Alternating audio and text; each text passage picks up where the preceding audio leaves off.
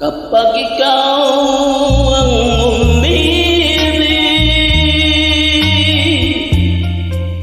at saka masawi, di mo ba nararamdamin ito tulad ng pagdaramdam ko sa'yo? At kung ito ang siyang tunay